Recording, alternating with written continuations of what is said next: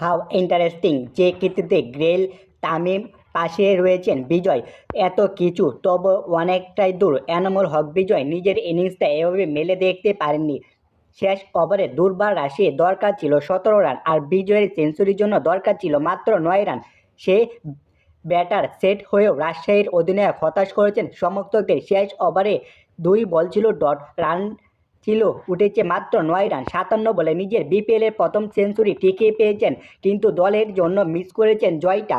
পুরস্কার বিতরণের মঞ্চে এসেও তাই ক্ষমা চাইলেন এনামুল হক বিজয়। দারুণ সম্ভাবনা থাকার পরে অনেকটাই আর রাজশাহীর হয়নি। যদি এনামুল হক বিজয় নিজের আর বিপিএলের রেকর্ড সমৃদ্ধ করেছেন দারুণভাবে।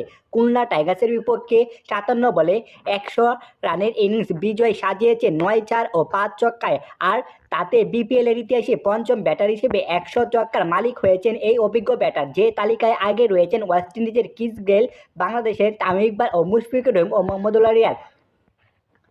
তবে বিজয়ের মাহাত্ম্যটা তুলনা যে চলে কেবল গেল ও তামিমের সঙ্গে। বিপিএলে সেঞ্চুরি এবং 100 ছক্কায় কেবল এই তিনজনেরই। দেশের ঘরোয়া ক্রিকেটে সর্বোচ্চ আসরে সবচেয়ে বেশি 5 সেঞ্চুরি ও 143 ছক্কা রয়েছে ইউনিভার্সিটি ব্রডকৃত গেলের।